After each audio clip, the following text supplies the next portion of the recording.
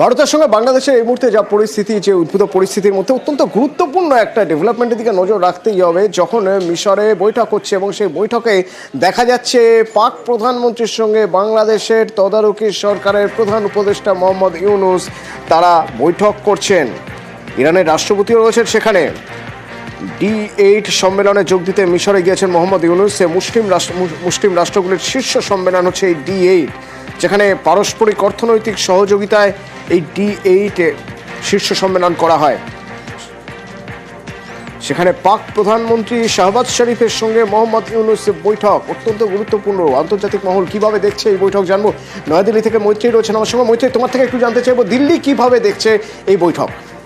দেখো, দিল্লি এখনো পর্যন্ত এ বিষয়ে কোনো অফিসিয়াল মন্তব্য না করলেও গোটা বিষয়টিকে অত্যন্ত সতর্ক দৃষ্টি রাখছে দিল্লি। এর আগেও সেপ্টেম্বর মাসে শাহবাজ শরীফের সঙ্গে একটি বৈঠক হয়েছিল মোহাম্মদ ইউনূসের, এবং তারপরে পাকিস্তানের তরফ থেকে কন্টিনজেন্ট পাঠানো হয়েছিল বাংলাদেশে, এবং সাম্প্রতিকতম এডিশন হচ্ছে D8 সম্মেলনে তাদের বৈঠক। ফলে সব মিলিয়ে পাকিস্তান এবং বাংলাদেশের যে ঘনিষ্ঠতা বাড়ছে সেটা ভারত বুঝতে পারছে, কিন্তু সেক্ষেত্রে দাঁড়িয়ে ভারত এখনো পর্যন্ত প্রকাশ্যে কোনো মন্তব্য না করলেও তারা গোটা পরিস্থিতির দিকে নজর রাখছে এবং দুদেশের সম্পর্ক কোন দিকে যায়, অর্থাৎ পাকিস্তান এবং বাংলাদেশের সম্পর্ক কোন দিকে এগোয়, সেটা তারা দেখে সেই অনুযায়ী নিজেদের পদক্ষেপ সিদ্ধান্ত নেবে বলে জানা যাচ্ছে। ওইটাই আরো একটা গুরুত্বপূর্ণ জায়গা এখানে থেকে যাচ্ছে, তা হলো ঢাকা বিশ্ববিদ্যালয়ের সঙ্গে পাকিস্তান সরকারের নতুন করে সম্পর্ক স্থাপন। একেবারেই দেখো, ঢাকা বিশ্ববিদ্যালয়ের সঙ্গে পাকিস্তান সরকারের সঙ্গে, অর্থাৎ পাকিস্তানের কোনো বিশ্ববিদ্যালয়ের সঙ্গে ঢাকার বিশ্ববিদ্যালয়ের যে এক্সচেঞ্জ প্রোগ্রাম, সেটা 2015 সালে সেই সম্পর্ক ছিন্ন করেছিল বাংলাদেশ সরকার, এবং ঢাকা বিশ্ববিদ্যালয়ের আবার নতুন করে সেই সম্পর্ককে জোড়া লাগানো হচ্ছে। শিক্ষা, ক্রীড়া সহ একাধিক বিষয়ে দুদেশের যে পারস্পরিক সম্পর্ক, অর্থাৎ পড়ুয়াদের যে এক্সচেঞ্জ প্রোগ্রাম, সেটা চলতে থাকবে। ফলে সেই জায়গায় দাঁড়িয়ে কিন্তু দুদেশের সম্পর্কের মধ্যে আবার করে, এবং শিক্ষা ক্ষেত্রেও কিন্তু তাদের মধ্যে নতুন করে সম্পর্ক জোড়া লাগতে শুরু করছে, যেটা কিন্তু অত্যন্ত তাৎপর্যপূর্ণ।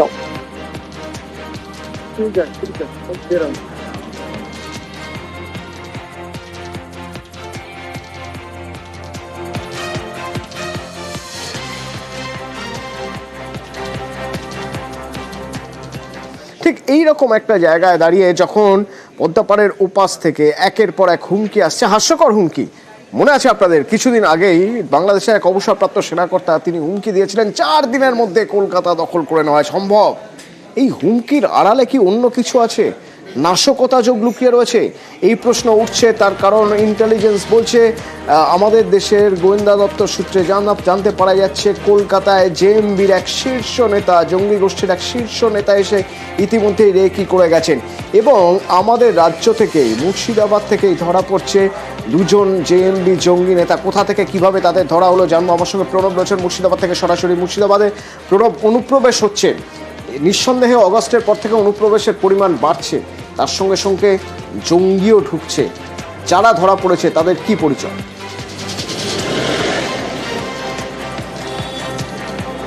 দেখো, আসামের STF এর একটি দল আসে এবং হরিয়ারপাড়া থানার পুলিশকে সঙ্গে নিয়ে হরিয়ারপাড়া থেকে 2জন জঙ্গিকে জেএমবি সক্রিয় সদস্য হিসেবে তাদের 2জনকে গ্রেপ্তার করে।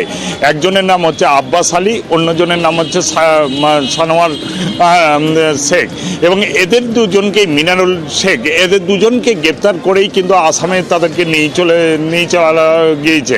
এবং এই আব্বাস আলী কিন্তু এলাকার মধ্যে একটি মাদ্রাসা চালাতো, এবং সানোয়ার যে মিনারুল সে কিন্তু তো এই মাদ্রাসাতে তার ছেলেকে পড়াতো, এবং সকালবেলাতে আসতো এবং সন্ধ্যেবেলাতে ছেলেকে নিয়ে ফিরতো, এবং তাদের সঙ্গে গভীর সম্পর্ক কিন্তু ছিল। এবং পুলিশের ধারণায় এখানে তোমার যে মডিউল, জেএমবির যে মডিউল, সেই মডিউল কিন্তু তারা করতো বলে কিন্তু জানতে পেরেছে। এবং যে নুরুদ্দিনকে জিজ্ঞাসাবাদ করে এই 2জনের আর কি তাদের হদিশ পায়, তারপরে কিন্তু তাই আসামের STF এর দল এসে তাদের বাড়ি থেকে 4টে অ্যান্ড্রয়েড ফোন এবং একটি পেন ড্রাইভ এবং বেশ কিছু কাগজপত্র কিন্তু তারা পেয়েছে এবং তারা ভাবছে যে বেশ কিছুদিন ধরেই এই মডিউলের জেএমবির যে মডিউল তৈরি করা সেই মডিউলের তৈরি করার কিন্তু কাজ করছিল। আমরা খাগড়াগড় বিস্ফোরণ কাণ্ড বা গোয়া বিস্ফোরণ কাণ্ডের সময়তে কিন্তু প্রত্যক্ষভাবে জেএমবি জঙ্গিরা কিন্তু এখানে বিশেষ করে মুর্শিদাবাদের তোমার লালগোলা থেকে আরম্ভ করে লালগোলা, শামশেরগঞ্জ, বেলডাঙ্গা বিভিন্ন জায়গাতে তারা কিন্তু জঙ্গি বিস্তার তোমার ঘাঁটি বিস্তার করেছিল। সেই জায়গা থেকে দেখতে গেলে এই বাংলাদেশের উদ্ভূত পরিস্থিতির পর তারপর কি জেএমবি এই এলাকাতে সক্রিয়তা বেড়েছে সেটা কিন্তু ভাবাচ্ছে। ইতিমধ্যেই কিন্তু এবং শুধুমাত্র মুর্শিদাবাদ থেকে এই যে অসম এসটিএফ দুজনকে গ্রেপ্তার করেছে না তা নয়, জঙ্গি জেএমবি জঙ্গি 3 জন, আরও অসম এবং কেরল থেকে আরও 3 জন জালে, এবং এ রাজ্যে যে জঙ্গি গ্রেপ্তার হয়েছে তা নিয়ে প্রশ্ন উঠছে। যাদেরকে গ্রেপ্তার করা হয়েছে তাদের পরিবারের লোকদের সঙ্গে কথা হয়েছে, কি বলছে তারা শুনুন। কি করতো ছেলে আপনার? আর কি কাজ করতো? মাঠে কাজ করে। এর আগে কোনোদিন কেস ছিল থানায়? এর আগে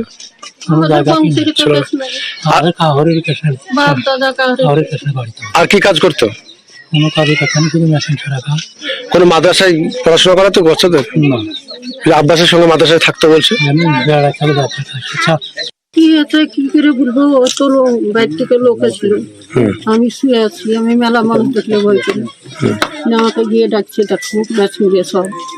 আমি এসে দেখছি এরকম ব্যাপার, আবার কি হলো আমি একটা কথা জিজ্ঞাসা করছি, আমাকে কিছু না ভয় করিস না, চুপ কর তাই করছে, হয়েছে ঠিকই। তুই আমাকে একটু এই করলো দিয়ে তুলে নিয়ে চলে গেল, বাড়িতে ঢুকতে দিল না কিছু। ওর 3টের সময় কোথাকার পুলিশ নিয়ে গেছে ধরে কিছু জানেন? না আমরা বলতে পারবো না কোথাকার পুলিশ। কি কেসের জন্য নিয়ে গেছে? না কোনো কেস তো না, আমরা কি করে জানি তা। এর আগে কোনো কেস ছিল না? ছিল না। আমরা কি মনে করবো বুঝতে পারছি না কিছু লেগে ধরে লেগেছে। মাদ্রাসা খুলবো পড়াবো ছেলেকে, তাই বলে একটা ঘর ভাড়া করে মাদ্রাসা ওরা ছেলে পড়াতো। কোথায়? এই বারোপাড়া। কার সঙ্গে? এখানে আব্বাস। কি চাইছো আমাদের লোক বিনীত চলে গেল, আমাদেরকে আমার 2টি ছেলে, আমি কি করে গেল, আমার স্বামীকে ফিরে দিতে হবে, আমাকে খোঁজ দিতে হবে আমাকে। কিভাবে মডিউল কাজ করতো, কারা কারা কিভাবে জড়িত, তাদের কিভাবে খোঁজ পাওয়া যাচ্ছে, অসম পুলিশের স্পেশাল ডিজি কি বলছেন শুনুন। Alias Sab Sheikh, a resident of Rajshahi, Bangladesh, was sent to India in the month of November 2024 to spread their nefarious ideology, create sleeper cells. Saad Radi visited both Assam and Bengal. He activated earlier sleeper activists of the Ansarul Bangla team, ABT. 8 individuals were arrested. Minarul Sheikh and Abbas Ali, who were arrested in West Bengal. Mandal, along with Mazibur Rahman, visited West Bengal and conducted a lot of sessions with a lot of youth where this kind of ideology was disseminated, and they tried very hard to set up sleeper cells. Several meetings were organized by them in Murshidabad and Falkata, specific plans for violence which you will find. They were also involved in the procurement of arms and ammunition. শুধুমাত্র নাশকতামূলক কাজের জন্য এই যে সীমান্ত পার হচ্ছে তা কিন্তু নয়।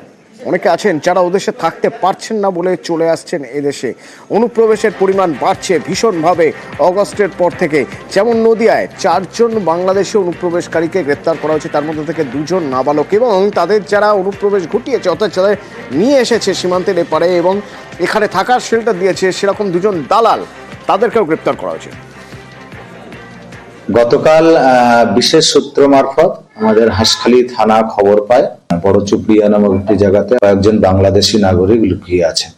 4 জন বাংলাদেশি নাগরিক এবং তাদের সঙ্গে 3 জন ল্যাব বেবি আর 1 জন মাইনর আছে, তার বয়স 7 বছর। এরা অলরেডি 1 মাস আগেই এরা ভারতে ইন্ডিয়াতে এসে প্রবেশ করেছে, করে 1 মাস মুম্বাইতে গিয়ে বিভিন্ন জায়গায় লেবারের মতো কাজ করেছে। যারা টাউট আছে সবাই ইন্ডিয়ান আছে। যে সমস্ত দালালদের হাত ধরে এরা আসছে এদেরকে ছাড়া হবে না, পুরো নেটওয়ার্কটা আমরা এটাকে একদম ধ্বংসই করে দেবো। এই পর্যন্ত স্পেশাল ড্রাইভে 32 জন আমরা অলরেডি 1 মাসের মধ্যে বিডি ন্যাশনাল, বাংলাদেশি ন্যাশনাল এবং 19 জন টাউট, ভারতীয় টাউট, এদেরকে আমরা গ্রেপ্তার করেছি।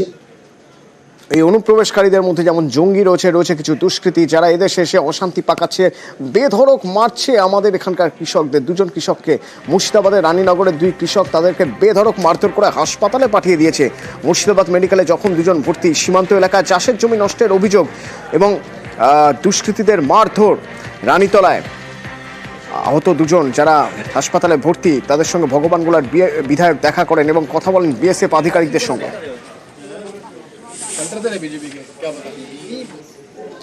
আর বাংলাদেশের চিন্ময় কৃষ্ণ দাস এখনো পর্যন্ত জেলে, তার চাই আইনজীবী। সেই আইনজীবী রবীন্দ্র ঘোষ তিনি এসেছেন পশ্চিমবঙ্গে, আমাদের রাজ্যে কয়েকদিন ধরে রয়েছেন চিকিৎসা করাতে এবং তিনি এইমসে রয়েছেন, কল্যাণী এইমসে চিকিৎসা করাতে গিয়েছিলেন। সেখানেই আমাদের জানালেন যে তিনি দ্রুত ফিরে চিন্ময় কৃষ্ণ দাসের হয়ে তিনি সওয়াল করবেন আদালতে।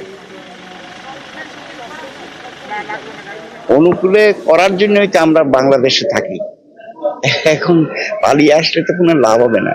এখানে তো আমরা থাকার অর্থ হইলে ওখানে আমরা লড়াই করে বাঁচবো। অনেকে বিপদে পড়েছে, উপরওয়ালা ভগবান বা যেই হোক না কেন তার নির্দেশে আমরা কাজগুলো করি।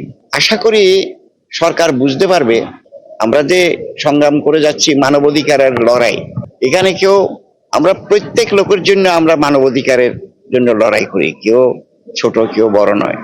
Everybody is equal the eye of law. আমি তো লড়াই করছি ওখানে কোর্টে, লড়াই করছি যখন যেদিন তারিখ পড়েছে আবার 2 তারিখ, ওই 2 তারিখের আগেই ফিরে যাব আশা করি।